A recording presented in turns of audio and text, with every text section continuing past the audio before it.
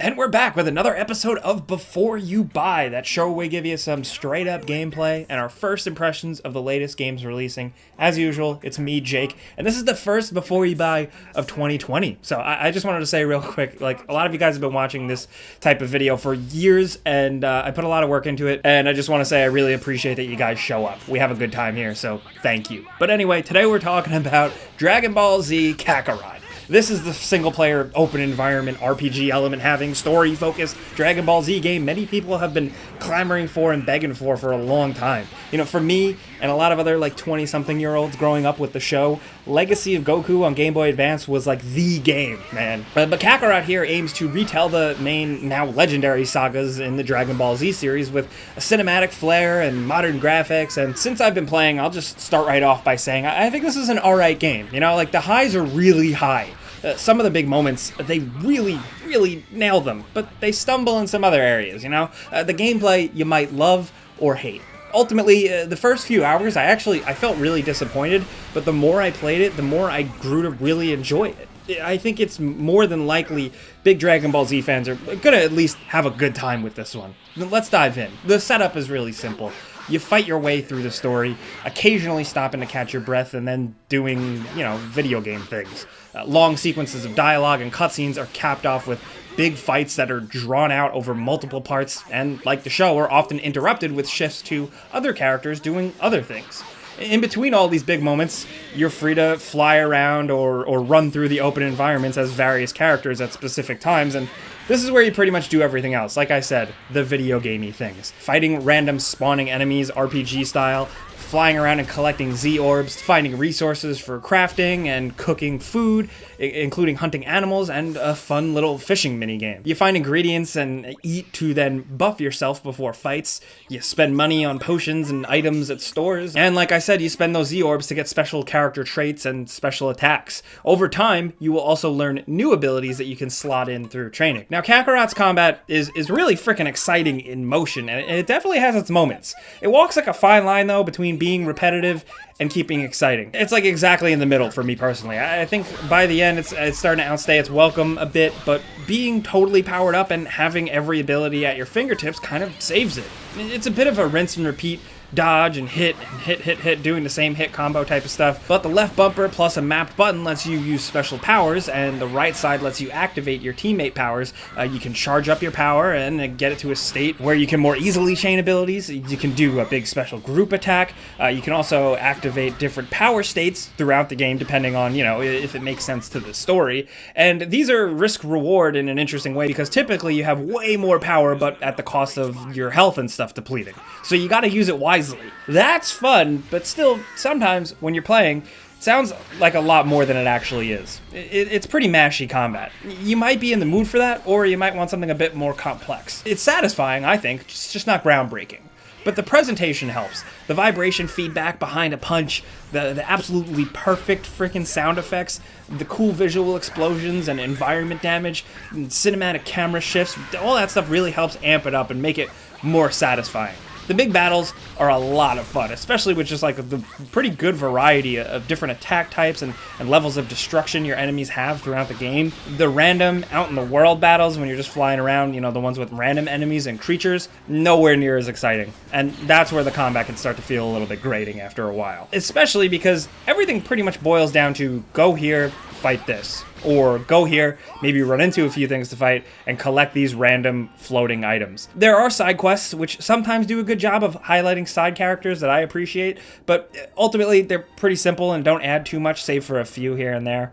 You can hunt dinosaurs, you can take out towers, you can find collectibles, and stuff like that, so there is a solid amount of busy work, but I just kept finding myself doing the bare minimum to make sure I was strong enough, rested, and buffed and powered up, and I'd move on as quick as possible just to get back to the story, because that's where the fun really lied for me. One plus about the RPG stuff is the fact that you're in the open world. The open world itself, I kind of like. The controls for flying around just feel a little bit off. Something about it is kind of awkward. Can't quite put my finger on.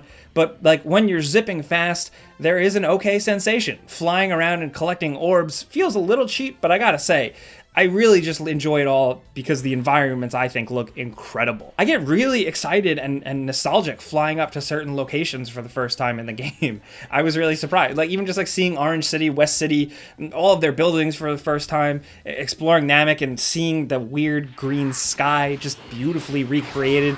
I really appreciated just cruising around the environments. I grew up watching Dragon Ball Z specifically, and I loved revisiting stuff. I really think the biggest draw of this game here is just playing through everything again. You know, this is probably one of the better representations of the Dragon Ball Z main sagas in a video game. There's a few little things here and there that are missing. They tweaked some stuff and added some fillers, but it's entertaining as hell, I gotta say. Sometimes the quality is a little all over the place, you know, the parts with like no voiceovers kind of suck, and sometimes really great action-packed scenes have questionable music and sound effects choices, or sometimes a lack of both.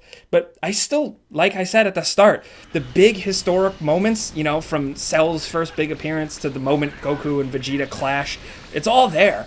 It looks freaking great, and then you get to jump in and play along with the fights.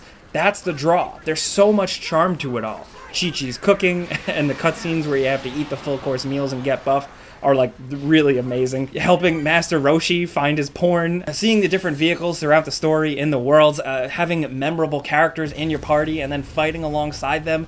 I really enjoy it for all of this. Just taking in that Dragon Ball Z nostalgia, you know? Now, there's a lot of emphasis on Goku, of course. The name of the game is Kakarot, which is a really cool choice for a game name, I gotta say. And it's really great hearing Sean Schemmel kill it again as a voice actor, but like a lot of other characters get love and attention. And I was actually surprised here and there with who the game let me play as. Even the folks you don't get to play as end up at least getting a moment or two to shine, and I was happy.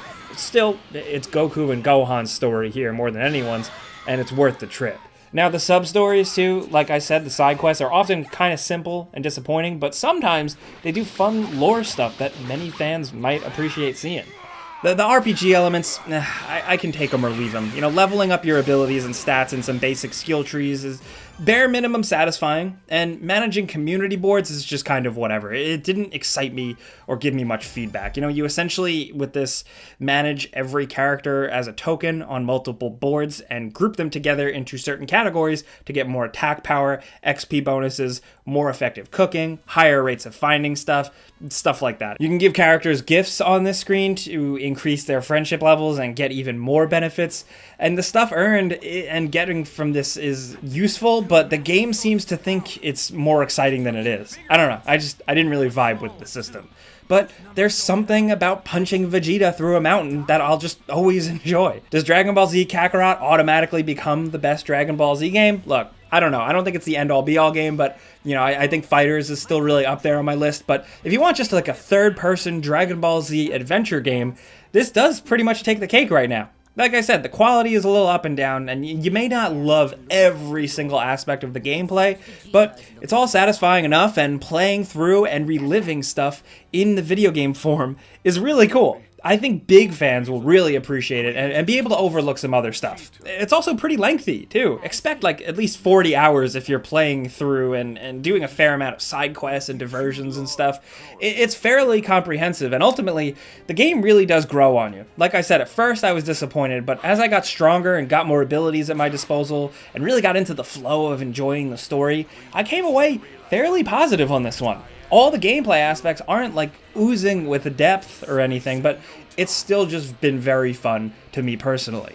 But of course, that's a before you buy, guys. You know how this works. I give you some pros, some cons, and some personal opinion. And now I want to hear yours down in the comments. First of all, if we're talking about Dragon Ball Z specifically, what is your favorite saga? Which one are you looking forward to experiencing in this game? If you have been playing it, I would love to know what you think. Really, let's talk about anything Dragon Ball down in the comments below. And I gotta say, if you enjoyed this video, guys, clicking the like button is the best way you can help us out over here. We really appreciate it. We're working on more Kakarot videos soon. But if you're new, consider subscribing as well, because we put out videos every single day. Either way, though, thanks for watching. We'll see you guys next time. There it is!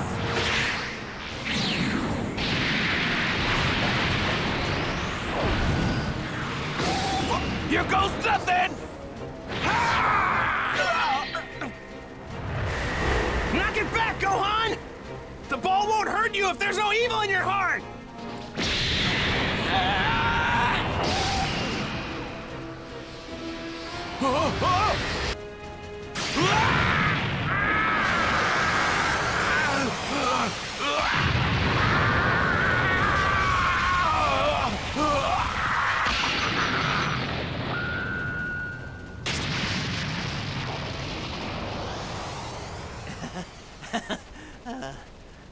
We did it.